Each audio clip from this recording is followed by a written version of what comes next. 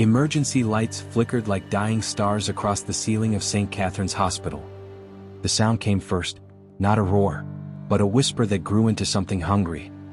Water. Nurse Evelyn Harper gripped the railing as the flood surged past her ankles, climbing fast. The speakers hissed before the voice came.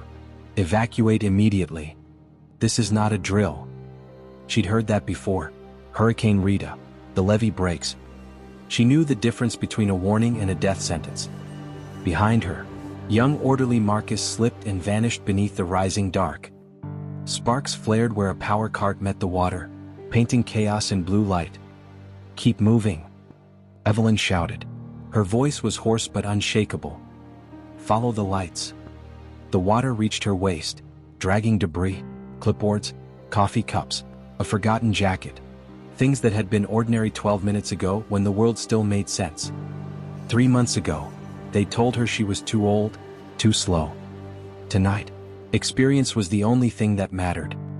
Her fingers found Marcus's collar. She hauled him up, drenched and gasping. Move, she ordered.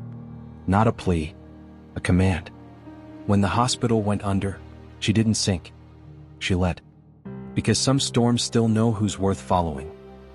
Have you ever met someone who refused to step back, who stood firm when everyone else ran? Share your thoughts, and subscribe for more stories of courage and quiet strength. That morning began like any other Tuesday, predictable, safe. The kind of boring that only hospitals know, steady until it's not. Evelyn Harper arrived at 5:30 sharp, rain jacket dripping, hair tucked under the same scrub cap she'd worn for years. Her locker was still stuck on the bottom hinge. She still kicked it in the same spot to make it close. Routine had become a muscle memory, and she found comfort in the repetition.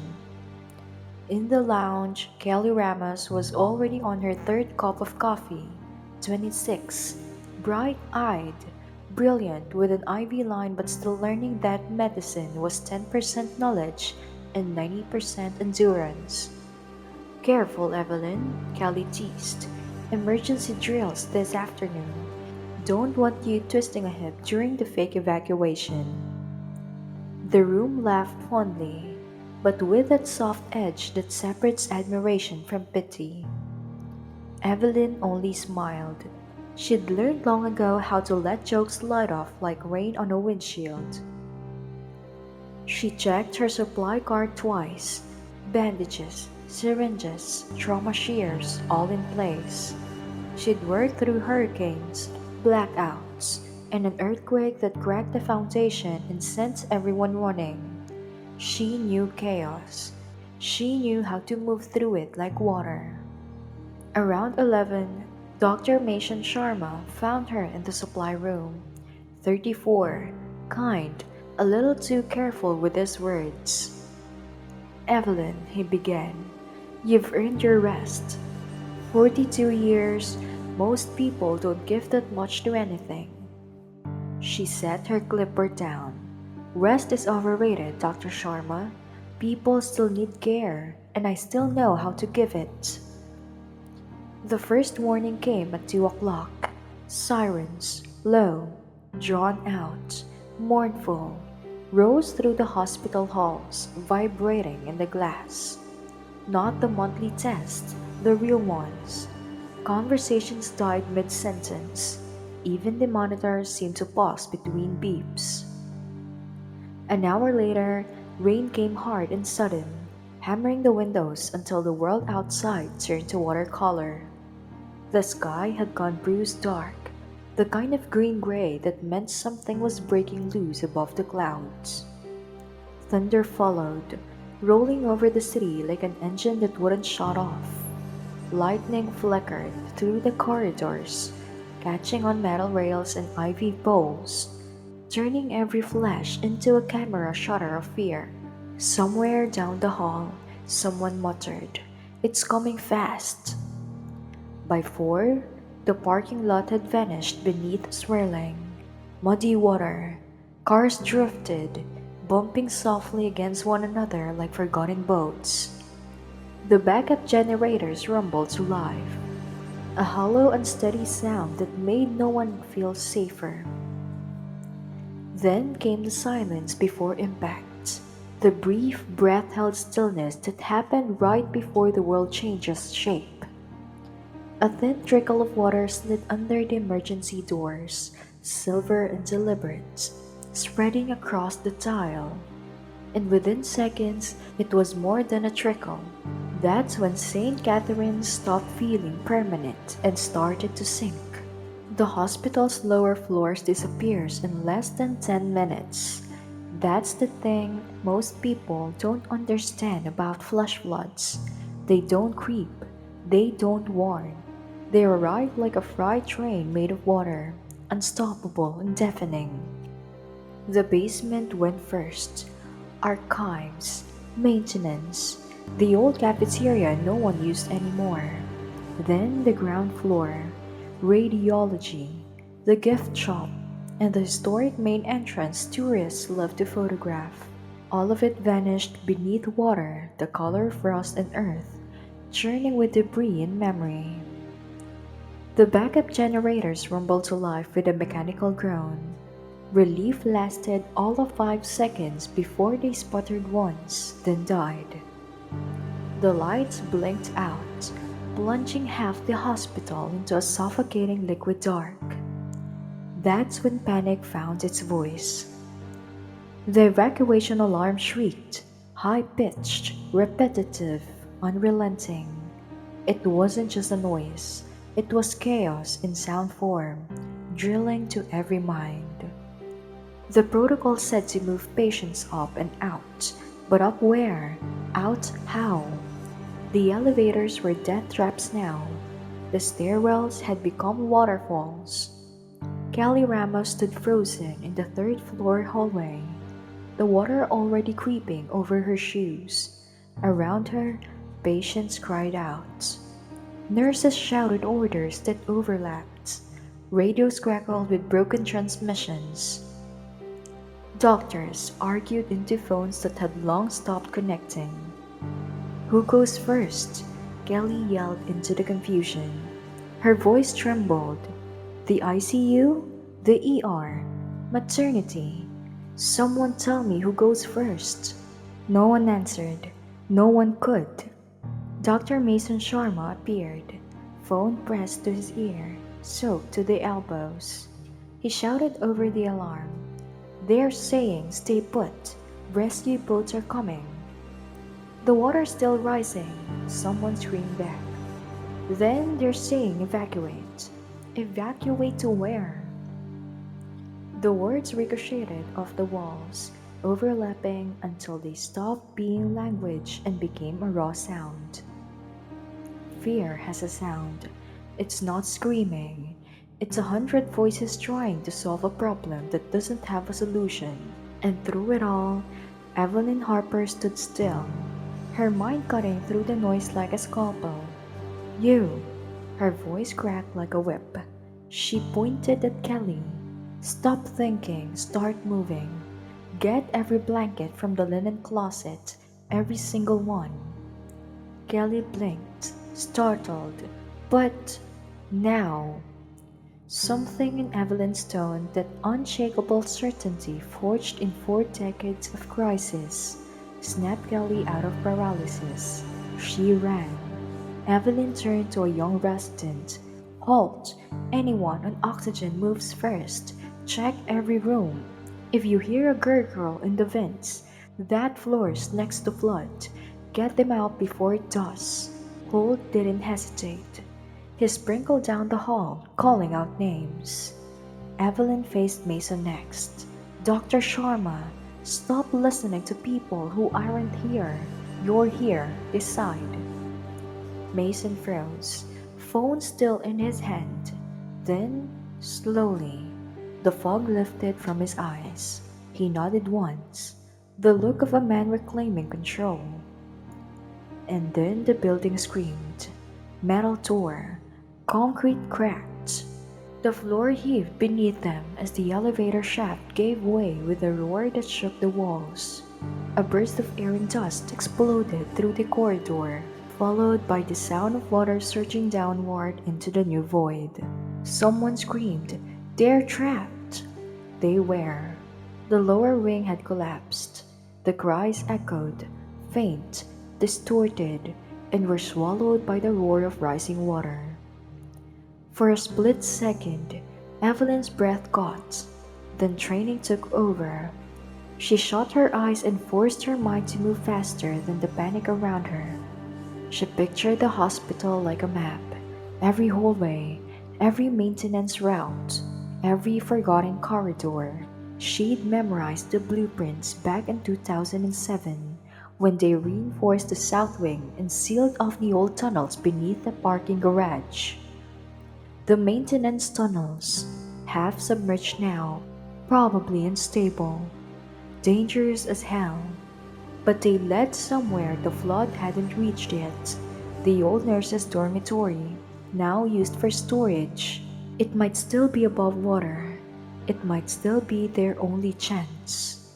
She ripped the fire safety map from the wall and laid it flat against the counter, tracing the route with a wet finger. The edges of the paper bled ink where the water touched it, but she could still see it, the line, the path.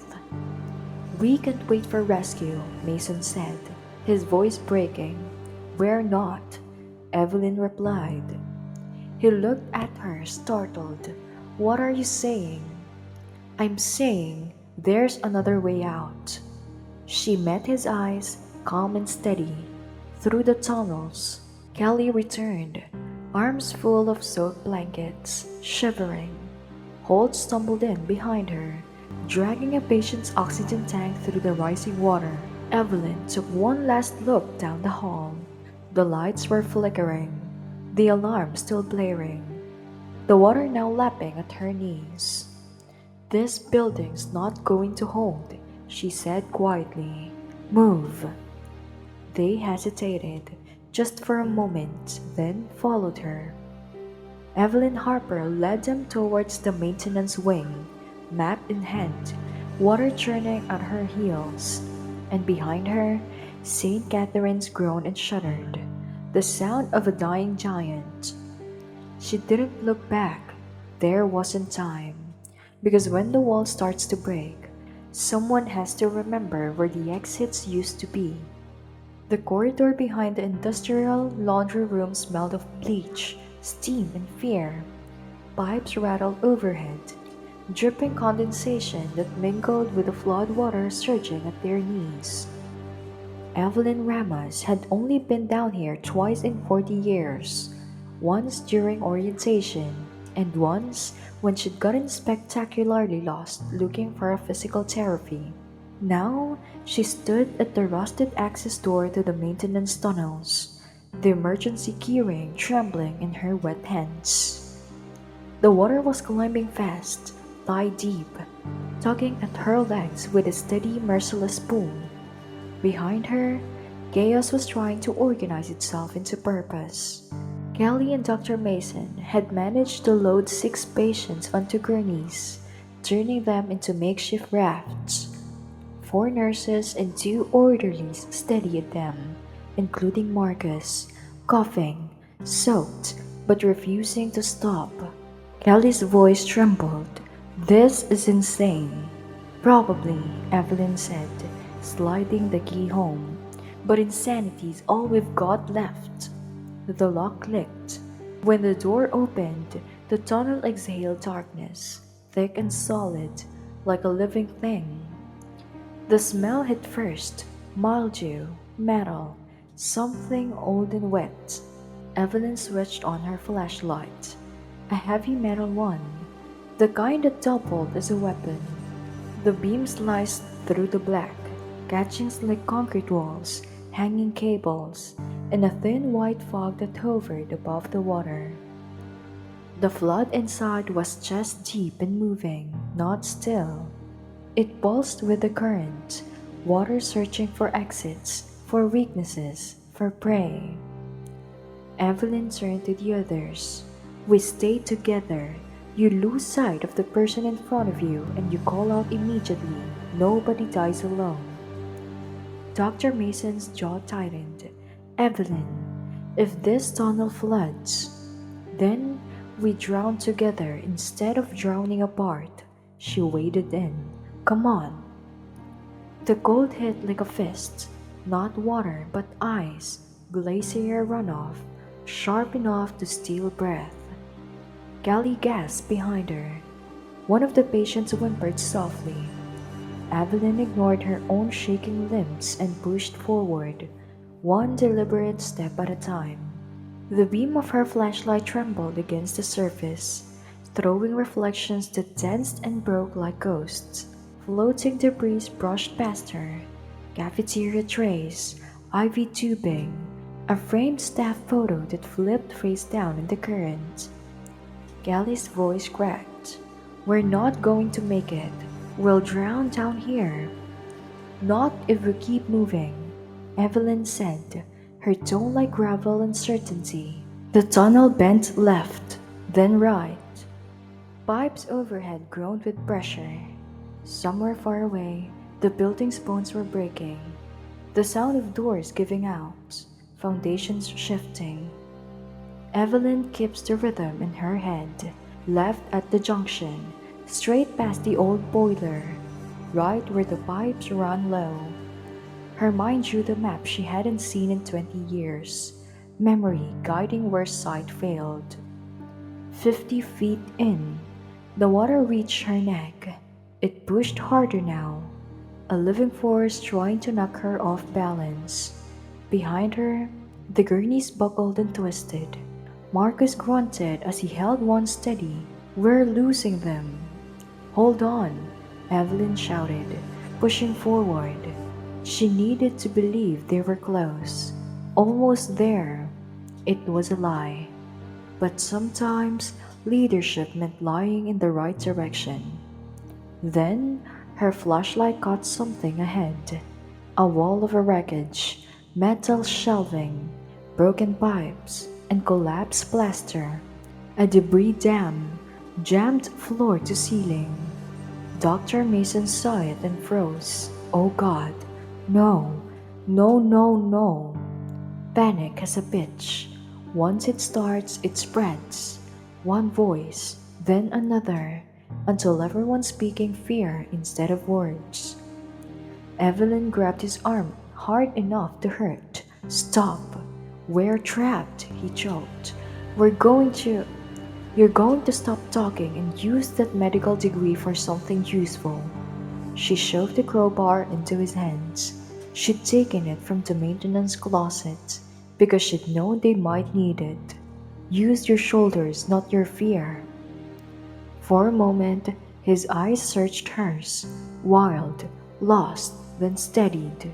He waded forward and jammed the crowbar into the metal mass. Steel screamed against steel. Steel screamed against steel. The blockage shifted, but didn't break. Again, Evelyn said, her voice flat and commanding. She moved beside him, bracing both feet, gripping a twisted pipe. The water was at her chin now. She could taste metal, dirt, and adrenaline. If it rose another 6 inches, they'd all be swimming, with patience in the dark. Mason heaved again. The debris groaned. A small gap tore open, maybe 2 feet wide. Kelly's voice came sharp and panicked. That's not enough, it's not. A pipe burst overhead. The sound was a gunshot. Water gushed in with brutal force, knocking Evelyn backward. She went under. The cold erased everything. Sound, direction, thought. Darkness folded around her. Her lungs burned as she clawed at nothing. For a heartbeat, she didn't know which way was up. Then she felt it. The current. It always flows somewhere. She followed it. Her head broke the surface with a violent gasp. She coughed up water and blinked through the dark. Kelly was screaming her name. Mason was shouting orders. Someone was praying. Evelyn wiped her face, blinking hard. Then she saw it through the torn hole in the debris.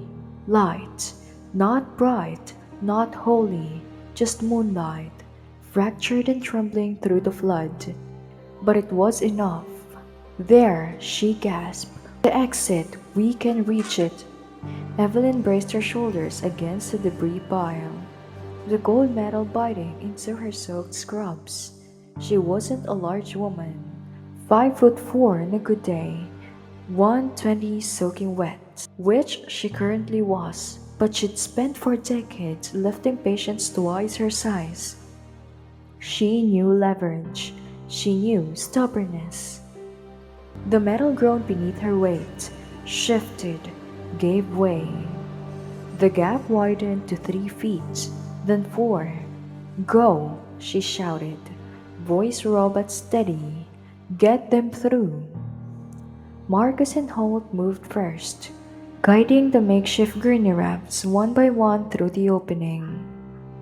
The patient, a frail man with pneumonia who'd been silent for hours, disappeared through the gap, water lapping at his sides. Then, the second gurney, the third. Behind them, Callie's hands trembled so bad she could barely steer. This is insane, she whispered. Probably, Evelyn said, breathless. Keep moving. Callie pushed through, followed by the others. Dr. Mason lingered, bracing himself against the shifting debris to hold it open. His chest heaved.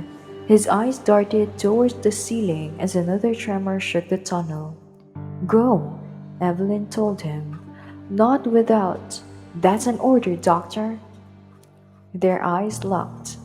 In that single look, every condescending comment about her age, every polite suggestion that she transitioned gracefully into retirement, every whisper of obsolescence, gone. What remained was mutual respect, raw and unspoken. Mason hesitated only a second longer, then nodded and slipped through. Evelyn followed last. The moment she cleared the opening, the debris behind her gave way in a thunderous collapse that shook the tunnel walls. Dust and water surged forward in a wave that nearly took her off her feet. But ahead, light. Not bright, not holy, just a faint trembling glow, fractured across the water's surface. The tunnel widened into an old underground parking garage, half submerged and echoing with the soft lapping of flood water. And through the broken gate at the far end, she saw it. Sky. The first hint of dawn, that fragile pink that only comes after a storm has spent itself. They'd made it. For the first time in hours, Evelyn noticed her own heartbeat. Slow, heavy, human. She waded forward, pushing the last gurney up the ramp. Water streamed off her arms. Her legs trembled, each step a small rebellion against exhaustion. Her lungs burned with cold, but she kept going. Kelly stumbled beside her, sobbing with every breath. Not in despair now, but relief, the kind that shakes loose from deep in the chest, after the body finally believes it's going to live. Dr. Mason was already on the ramp above, shouting to the rescue crews waiting beyond the fence. Helicopters circled overhead, their blades chopping the dawn air. Floodlights scanned the water, finding them. Here, we have survivors. The echo bounced off the concrete walls like an answered prayer. Evelyn pushed the gurney until the wheels caught dry ground. The patient coughed weakly, alive. She almost laughed. Callie collapsed onto the wet concrete, face in her hand, shaking. Evelyn sank to one knee beside her, catching her breath. Her entire body felt like a single bruised heartbeat. Dr. Mason turned toward her, his face streaked with dirt and disbelief.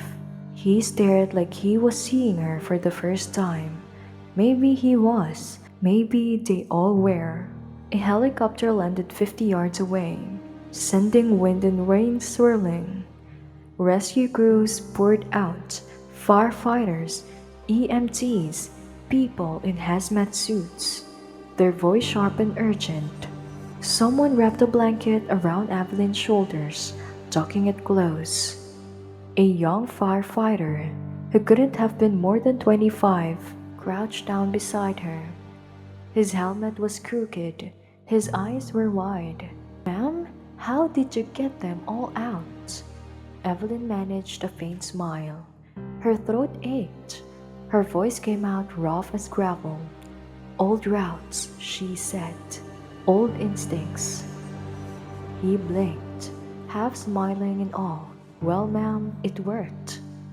Around them, the parking lot had become a temporary field hospitals. Stretchers, IV poles, blankets, controlled chaos. The kind Evelyn had lived her entire life inside. Someone tried to guide her towards a stretcher, but she waved them off. "I'm fine, take care of them first." Dr. Mason appeared again, holding a bottle of water. He twisted the cap off and handed it to her without a word. Evelyn took it. The water was warm, metallic, the best thing she'd ever tasted. "Thank you," she said quietly. He nodded. "You saved them, Evelyn. You saved us." She looked at him. "We saved each other." For a moment he didn't respond, just exhaled. The fear that had lived behind his eyes since the first alarm was gone now. Something steadier had taken its place. They worked in silence after that. The sky kept brightening. More rescue teams arrived, boats, trucks, and helicopters. People were emerging from other exits, other wings. The building was wounded, but not lost. Someone set up a triage tent on the high ground. Evelyn sat on a fold-out chair, the blanket still draped around her shoulders. She watched the motion around her, the rhythm of crisis and care. It felt familiar, it felt like home. An hour passed before Dr. Mason returned. His scrubs were still damp, his hands were caught and shaking, but his voice was steady. "I told you you'd earned your rest," he said softly. Evelyn smiled faintly. "Maybe after breakfast." He laughed. Quiet, tired, real. Down the hill, a news van was setting up. A reporter with perfect hair pointed straight at Evelyn. The cameraman nodded, adjusting his lens. The story was obvious. An elderly nurse leads flood rescue. Evelyn stood before they could reach her and shook her head. "Save the spotlight for the one still inside," she said. The reporter hesitated, then lowered the microphone. Kelly appeared with 2 steaming paper cups from the rescue truck. "Coffee," she said. "Sort of." It was terrible coffee. Burnt, bitter, barely warm. But Evelyn accepted it anyway. Her hands shook as she brought it to her lips. "Thank you," Kelly said after a long silence. Just 2 words, but they cracked in the middle. Evelyn squeezed her shoulder. "You did well tonight." "I froze," Kelly whispered. "And then you didn't," Evelyn said. "That's what matters." They sat together in the rising light, saying nothing more. The sun climbed, gliding the flood water, turning the wrecked world soft again. In the distance, St. Catherine still stood, scarred, half drowned but standing. Buildings can be repaired, Evelyn thought, always. It's people who break and people who heal. As the rescue crews began transferring patients to waiting ambulances, Evelyn finally let herself sit back. Someone had left a clean set of scrubs and supply crate nearby. She reached for them, smiling faintly when she saw the tag, size small. She slipped the top over her shoulders. It fit. 6 weeks later, St. Catherine's reopened, not fully. The lower floors were still being renovated, still smelled like industrial fans and fresh paint, but the upper floors were operational. Patients were being readmitted. Life was returning. In the staff lounge, Kelly Ramos was conducting an emergency preparedness training. 12 nurses sat around tables, taking notes. On the whiteboard behind Kelly, she'd written, Harper Protocol, Tunnel Evacuation Routes. She was using Evelyn's handwritten notes, the same ones Evelyn had drafted during her sleepless nights after the flood, mapping every maintenance tunnel, every emergency exit, every route that the official blueprints had forgotten. Kelly had laminated them, made copies, submitted them to hospital administration as new standard operating procedure. They'd been approved. In the main hallway, someone had hung a photo. It wasn't large, just an 8 by 10 in a simple frame, but it was positioned where everyone could see it, where it couldn't be missed. Evelyn Harper, 42 years of service. Below it, smaller text. When others ran, she stayed. Evelyn herself had tried to have it removed. Twice. Administration had politely refused. The third time she'd complained. The hospital director had smiled and said, Consider it a permanent fixture like you. The dedication ceremony happened on a Saturday morning, too early. In Evelyn's opinion, she tried not to attend, but Kelly had physically dragged her from the parking lot. The cafeteria was packed. Nurses, doctors, administrators, even patients who'd been there that night. The man with pneumonia, now breathing easily, stood in the front row with his wife. Dr. Mason Sharma spoke. He'd written his speech on index cards but kept forgetting to look at them. Experience isn't just about time, he said. It's about paying attention during that time. It's about learning from every shift, every patient, every crisis. Evelyn Harper paid attention for 42 years. He paused. She didn't outrun the storm, she outlasted it, and she taught the rest of us how. Applause filled the room. Evelyn sat in the back, coffee cup in hand, face carefully neutral, but her eyes were bright. Afterward, people wanted to talk to her, thank her, shake her hand. She accepted it with the same quiet grace she'd shown that night in the tunnels. No drama, no grand speeches, just a nod and a small smile. Kelly caught her before she could escape. You're a terrible celebrity, Kelly said. Good thing I'm a nurse then. You know what I mean. Kelly's voice softened. You changed how we see things, how we see each other, how we see ourselves. Evelyn didn't know what to say to that, so she just squeezed Kelly's hand. That evening, as Evelyn left the hospital for the day, rain began to fall, gentle this time, soft, the kind of rain that washes things clean without tearing them apart. She stood in the parking lot for a moment, face tilted up, letting the water touch her skin. In the windows above, she could see the hospital lights, steady, reliable, alive. Tomorrow, there will be more patients, more emergencies, more crises, both large and small. The work never ended, but that was okay. She'd never wanted it to end. She walked towards her car. The same beat-up sedan she'd driven for 15 years. She started the engine, turned on wipers. And as she pulled out of the parking lot, a young orderly she'd never met before waved at her from the entrance. Not because he recognized her, just because that's what you do when you see a colleague leaving at the end of a shift. Evelyn waved back. When the next storm comes, they won't look at her age, they'll look for her. Everyday heroes are all around us.